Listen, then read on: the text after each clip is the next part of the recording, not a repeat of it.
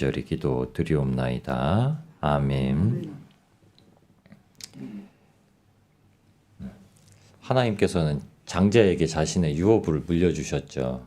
그러니까 원래 하나님이 아브라함에게는 딱 이삭 하나다라고 얘기하시고 우리의 구세주로 예수 그리스도 한 분만 보내주신 이유는 인생을 살아가면서 많은 가족이 있어도 딱 한 명에게만 유업을 주신다는 생각과 사고를 갖고 이제 살아가게 하십니다. 다윗왕을 보면은 다윗은 말제죠. 성경에는 두 구절이 나와 있는데 다윗을 7번째 아들 또는 8번째 아들 이렇게 표현을 해서 나옵니다. 수많은 형들이 있는데 다윗이 왕이 되었죠. 저희가 이제 그냥 다윗이 왕이구나 이렇게 간과하는데 솔로몬도 그렇습니다. 솔로몬이 첫째 아들은 아니죠. 근데 하나님이 택하신 자가 이제 장자가 된다라는 말씀을 주십니다. 그래서 에서가 아니고 야곱이고 이렇게 하나님께서 은혜를 베풀어 주셔서 그 나라를 유업 삼게 하시는 분은 다 장자라는 표현을 쓰십니다. 근데 오늘은 이 시편 기자가 하나님의 은혜와 그리고 마지막 얻게 될 최후 승리에 대해서 이렇게 표현을 합니다. 하나님께서 우리에게 주시는 그 신앙 생활이 예수님 안에 살면서 이 장자의 유업 안에 동참하게 된다는 것을 얘기합니다. 그걸 이제 성도라고 이제 본문 안에서는 표현을 하고 있습니다.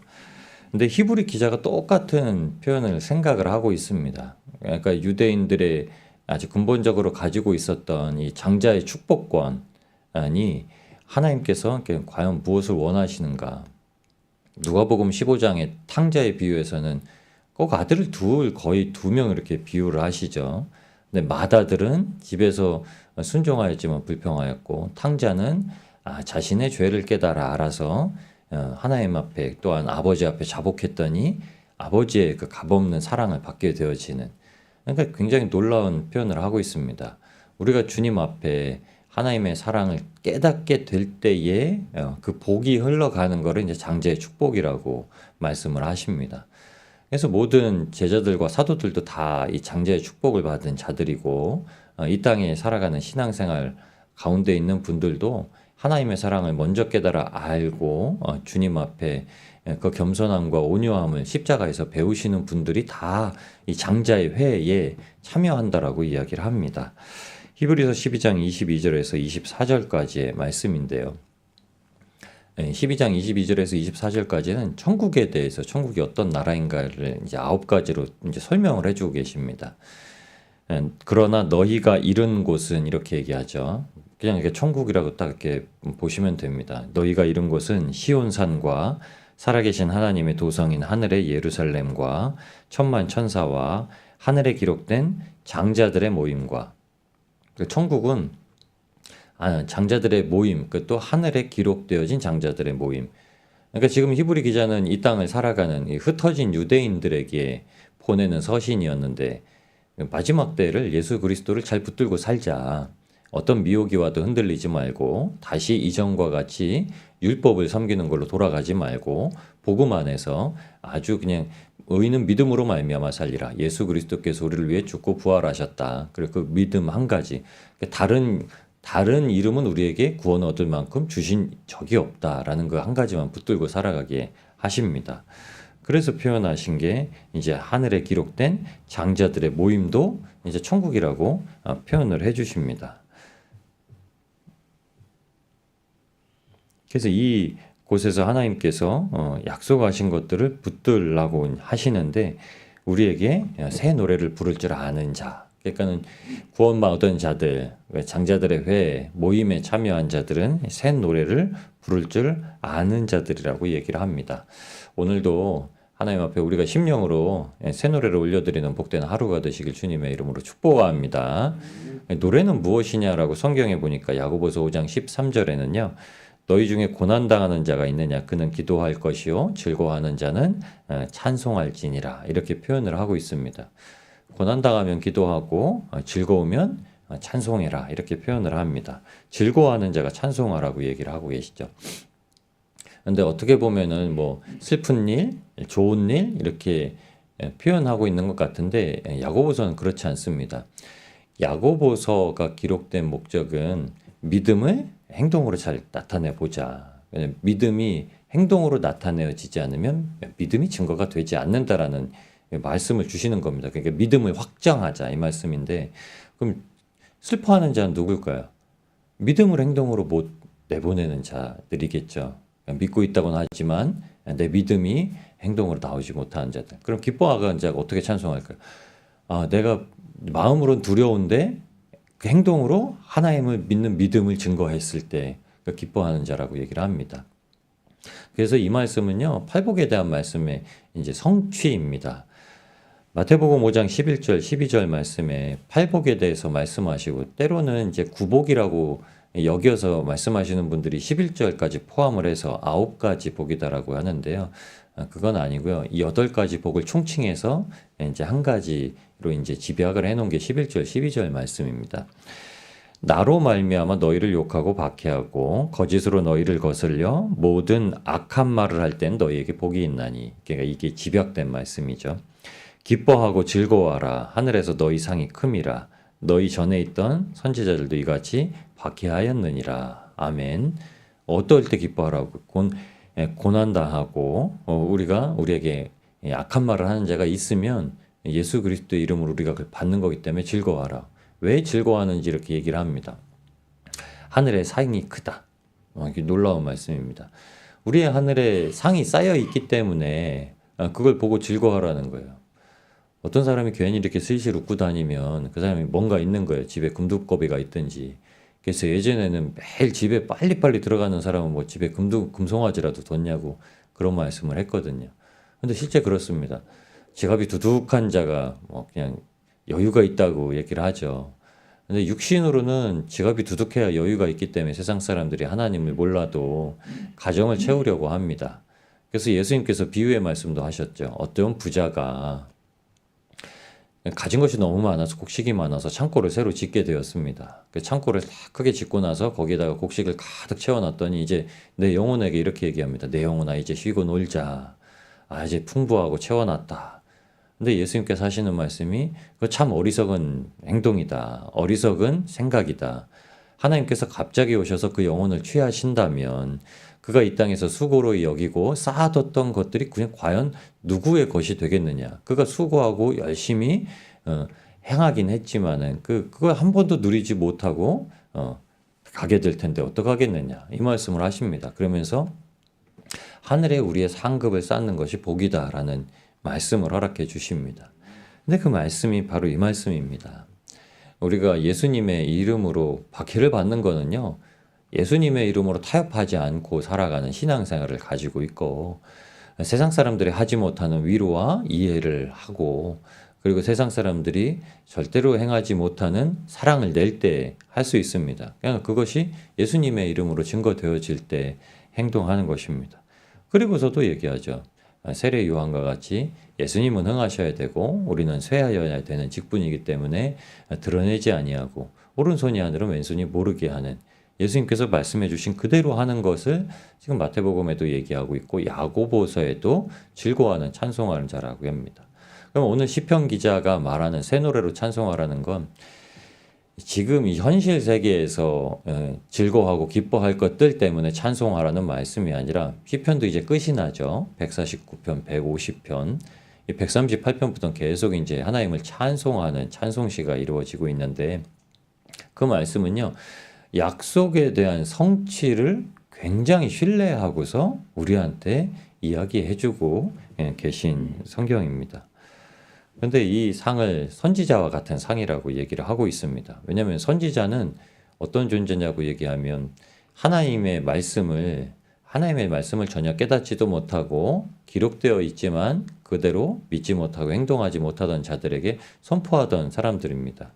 선지자는 그냥 하나님의 말씀을 다 전해준 게 아니라요. 특별히 재앙의 때에 혹은 메시아를 알려줄 때에 선포하던 겁니다. 그러니까 지금 이 시대를 바라보면 이 시대를 부요하고 좋고 자기의 것만 찾아가는 시대에게 복음 전도하는 전도자들은 무엇을 얘기하냐면 저희는 그리스도인들은 무엇을 얘기하냐면 이 땅에는 이 땅의 것으로 풍요로울 수 없다라는 걸 전해주는 겁니다. 그러니까 교회에 오면 이 땅의 것으로 풍요로워진다라는 말씀을 전할 수가 없는 거죠. 그거는 하나님이 그냥 그에게 맞게 필요한 것을 채워주시는 은혜로 일부의 사람들에게 보여질 수 있는 것이지만 동일하게 균등하게 풍요롭게 하시는 것은 우리의 심령을 풍요롭게 하시는 거죠. 그래서 하나님 앞에 자원할 수 있는 마음을 허락하시는 거고요. 그리고 하나님께 힘을 내는 자들에게 하나님께서 그 모든 것에 쓸 것을 채우시는 분, 걱정과 근심하기 이전에 채우시는 분이라는 걸 깨닫고 하고 알게 하시는 은혜입니다. 그런데 이 말씀들과 같이 5절에 보시면 성도들은 그래서 영광 중에 즐거워하는 자들 이렇게 얘기합니다. 성도들은 하나님의 영광 중에 즐거워하고 4절에는 어떤 걸 즐거워하냐면 여호와께서 겸손한 자를 구원하셔서 그들은 영광 중에 즐거워하는 자들 그리고 그를 아름답게 하신다고 말씀하신 겁니다. 그러니까 그 사람이 얼마나 성도는 굉장히 아름답죠. 성도는 그 행실로 굉장히 아름답죠. 믿음으로 아름답죠. 성도는 부유해서 아름다운 게 아니라요. 성도는 정말 청빈하게 살아도 그 믿음을 가지고 항상 하나님 앞에 신실하고 정말 조심스럽게 살아가시기 때문에 귀하고 복되고 아름답다라고 얘기하는 겁니다. 우리의 아름다움은 그래서 예수님을 선포하는 그 아름다운 덕을 선포되어질 때 보여지는 모습입니다. 그런데 그것을 하나님께서 아름답게 가꾸신다고 오늘 본문에 얘기합니다. 여러분 하나님의 복음을 들고 복음대로 말씀대로 살아가는 자들을 하나님께서 아름답게 가꾸십니다. 그래서 베드로전서 2장 9절에 우리 왕 같은 제사장이라 이렇게 표현하는 목적도요. 그 뒷 구절을 우리에게 알려주시기 위해서 그럽니다. 그게 뭐냐면 우리를 어두운 데서 불러내서 기이한 빛에 들어가게 하신 이에 예수 그리스도의 아름다운 덕을 세상 가운데 선포하려 하심이라. 아멘. 그래서 세상은 인생을 만들어가는 거 아니죠. 근데 세상은 인생을 만들어가잖아요. 좋은 학교를 들어가야 되고 공부를 열심히 해라. 집에서 공부를 열심히 해라. 왜냐 그래야지 뭐라도 되지. 뭐 이렇게 얘기하잖아요. 근데 인생은 만들어가는 게 아니라 인생은 찾아가는 겁니다. 하나님께서 부르신 인생이라는 거. 그래서 전도서 12장 마지막에 이제 청년들에 대해서 하나님을 아는 것이 청년 때 가장 귀한 것이라고 이제 다 선언을 합니다. 왜냐하면 전도서의 목적이 뭐죠? 인생 살아봐도 헛되다. 여러분 우리 인생 살아봐도 헛되다라는 전도서의 교훈을 아는데도 그 헛된 인생의 조그만 일부를 붙잡기 위해서 열심히 합니다. 근데 우리가 이것을 놓고 예수 그리스도의 은혜를 구할 때 하나님께서 이미 우리를 아름답게 성도의 신분으로 세우시는 것을 믿고 주님과 함께 나아가시게 되시길 주님의 이름으로 축복합니다. 그래서 우리가 그 아름다운 덕을 선포하는 주님의 사람, 예수 그리스도께서 명령하신 것과 같이 증인의 사명을 감당하고 살아가게 됩니다. 그래서 주님께서 자기의 신부를 아름답게 하시는 거죠. 아름답게 하는 목적은 딱 한 가지입니다. 성경에서 말하는 건 예수님께서 우리 신랑이 되셨고 이 세상에선 약혼한 신부의 직분을 살아가고 종의 직분을 살아가게 하되 결국 우리를 부르시는 거는 완전한 신부로 혼인잔치를 벌이시는 거거든요. 이게 예수님께서 왕의 혼인잔치의 비유를 이제 마지막 때의 종의 비유, 그러니까 전도에서 빨리 왕의 혼인잔치에 들어오라 얘기하고 거기서 의복을 입지 못한 자, 그 의복이 바로 갈라디아서 3장 27절 누구든지 그리스도 합하여 세례받은 자는 그리스도로 옷 입었느니라 하신 말씀이 갈라디아서 2장 20절 말씀이죠. 내가 그리스도와 함께 십자가에 못 박혀 죽었나니 그 옷입니다. 혼인잔치의 예복. 혼인잔치의 예복은 유일하게 예수 그리스도로 옷 입는 것. 그러니까 공의의 옷. 의로움의 옷을 입고 이 땅에서 예수님의 행실대로 살아가고 예수님을 힘입어 살아가고 오히려 예수님께서 내 안에 살아계신 것을 증거하고 살아가는 것입니다. 그래서 이 마지막 때 영광과 승리의 표현을 아가서의 표현을 하고 계십니다. 그러니까 이게 천국을 이제 막 완성시키셔서 우리를 부르시는 모습을 아가서로 표현하시고 그 아가서에는 남녀 간의 사랑처럼 이렇게 표현이 되어 있잖아요. 근데 우리 눈에 보이지 아니하지만 예수님께서 승천하신 이후에 성령님을 보내주셔서 당신의 신부이신 성도들을 이렇게 이끌어가고 계시다는 것을 말씀해 주시는 게 아가서입니다. 근데 아가서 4장에는 특별히 그 절정에 이르는데 아가서 4장 1절에 이렇게 얘기합니다. 내 사랑 너는 어여쁘고도 어여쁘다. 너울 속에 있는 네 눈이 비둘기 같고 내 머리털은 길르앗 산길 쓰게 두은 염소떼 같구나. 7절에도 말합니다. 나의 사랑, 너는 어여쁘고 아무 흠이 없구나. 아멘. 내 사랑이 예쁘다라는 말씀을 4절에 좀 이렇게 강하게 강조하시는데 7절에는 그게 이제 더 하시죠. 예수님이 보시기에 너는 어여쁘고 아무 흠이 없다. 이렇게 얘기하십니다. 우리가 인생 살아가는데 허물도 있고 죄도 있고 실수도 있고 그래서 주님 앞에 흠인가? 보시는 분에 따라서 흠이 아닙니다. 예, 어제도 마트를 가는데 젊은 이제 연인이더라고요. 저는 마트 가면 요새는 이제 애가 있으니까 아내랑 손을 안 잡고 가게 되더라고요. 뭐 애가 있으면. 근데 둘이 이렇게 손을 잡고서 막 가는데 그 여성분이 제 이상형은 아니에요. 제 이상형은 아내니까. 근데 둘은 사랑하잖아요. 그게 그겁니다. 그 남성분의 눈에는 그 여성분이 그냥 다 아름답게 보이죠. 제 눈에도 제 아내가 다 아름답게 보여야 되는데 보이죠. 근데 그렇습니다. 자기가 이렇게 좋아하는 사람들은 다른 사람들 어떻게 저런 사람이랑 사나 뭐 이렇게 얘기를 하는데 하나님은 그래서 배필을 맞춰 주시죠. 근데 하나님의 눈에 어여쁘면 이 사람의 부족한 면은 사랑하는 사람한테는 그게 아무 문제가 되지 않습니다. 근데 예수님께서 십자가의 피 흘림으로 구원하신 자기의 백성 그리고 그 사랑을 아는 자들을 바라보실 때는요. 그 부름받은 우리가 때로는 실수와 허물과 죄를 저지른 것 같아도요. 흠을 없게 만드시려고 하십니다. 그래서 다윗을 보시면 다윗 왕이 흠이 생겼을 때 하나님은 재빠르게 선지자를 보내세요. 나단 선지자, 갓 선지자를 통해서 그 흠을 재우십니다. 그러니까 지우시고 도말해 버리시고 동의서에서 먼 것처럼 그 죄악을 완전히 던져버리십니다. 그러고 나서 회개하심으로 다시 용서하시고 완전하게 만드시죠. 이걸 아가서에는 이렇게 기록합니다. 너는 아무 흠이 없다. 예수님께서 우리를 보시기에 그렇다 말씀하시는 겁니다. 근데 지금 시편 기자의 성도의 고백이 이렇습니다. 우리가 완전히 성취되어서 어떻게 되냐면 마지막 구절에 가면 이제 우리가 어떤 역할을 하냐. 마지막 심판 보좌 때에 이미 예정된 판결대로 우리는 심판하는 역할을 한다라는 말씀을 기록합니다. 이건 이 땅에서 왕의 권세와 보좌 위에서 하는 게 아니죠. 이미 하나님이 정해놓으신 대로 우리는 그 안에서 그 보좌에 참여한 자가 된다라고 고백하고 있는 겁니다. 그래서 우리 임의로 이 땅 가운데서 판결하지 아니하죠. 그래서 예수님의 판결은 이 땅 가운데서 요한복음 3장 16절에 18절 말씀이죠. 믿는 자는 멸망치 않은 것이고 믿지 아니하는 자는 이미 심판을 받은 것이다. 이 두 말씀 아주 강력하게 선포하십니다. 그 말씀 전에 바로 하나님이 온 세상을 사랑하셔서 복음을 동일하게 베풀어 주셨고 영접하는 자, 그 이름을 믿는 자에게는 하나님의 아들이 되는 권세가 주셨다는 말씀을 요한복음에는 구원의 다른 표현으로 이렇게 씁니다.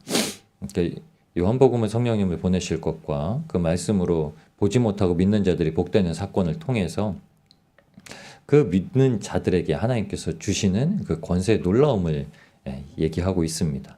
근데 그 권세의 놀라움은요, 저 천국에서 이미 완성하신 하나님의 심판 때 천년 동안 같이 함께 왕노릇할 자들에 대해서도 얘기하는 거고, 그럼 이 땅에서는 예수님께서 이 땅에 왕으로 오신 목적과 이유, 사랑과 복음의 증거와 그리고 택하신 자들을 부르셔서 복음을 통하여서 예수님을 믿고 입으로 시인하고 마음으로 믿어 입으로 시인하여서 주로 영접하여서 구원 얻게 하는 그 사랑 가운데 있습니다.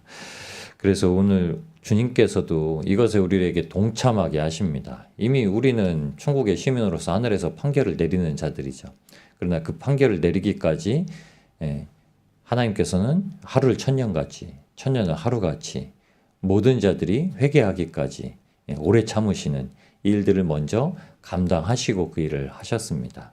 오늘도 세상 가운데 예수님께서 이것을 위해서 오신 것을 선포하고 예수님의 사랑과 예수님의 그 권세 안에 함께 동참하는 우리가 되어지길 주님의 이름으로 축복합니다. 이게 하늘의 영광에 참여하는 거죠. 그 9절 말씀 한 번 더 읽겠습니다. 기록한 판결대로 그들에게 시행할지로다. 이런 영광은 그의 모든 성도에게 있도다. 할렐루야. 이것이 영광이라고 합니다. 마지막 판결하는 이것이 하나님의 영광이라고, 그것이 모든 성도에게 있다고 얘기를 하고 계십니다. 오늘도 새 노래를 부르며 이날 하나님께서 마지막 심판 판결로 영원한 기쁨과 행복을 허락하시는 이날을 기대하시고 소망하면서 살아나가시는 복된 하루가 되시길 소망합니다. 예수님 안에 살면서 또한 예수님께서 내 안에 살고 계신 것을 또 깨닫고 예수님과 동행하시면서 장자의 유업을 기다리시고 주님과 함께 동행하시는 복된 하루 되시기를 우리를 권하시니